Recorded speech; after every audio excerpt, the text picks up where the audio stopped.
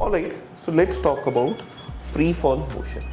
See, whenever a body, whether it is a para jumping or a ball, falls from ground from a certain height, it's basically treated as a free fall motion.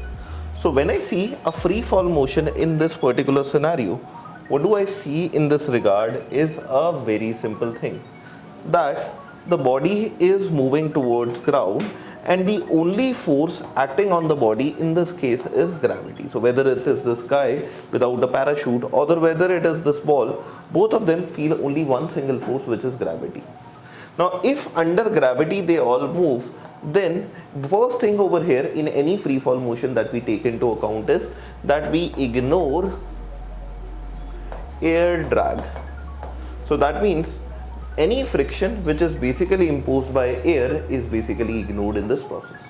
When we do that, the only force is gravity, and all of them go down with an acceleration equal to A, where force can be equated to mass into acceleration. So mg can be equated with mass into acceleration, or all of them go down with an acceleration equal to g meter per second square. This is the acceleration with which they go down.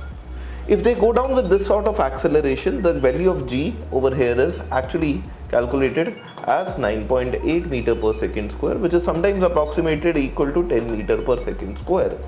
And in feet per second square, this can also be taken as 32 feet per second square. This is the acceleration due to gravity.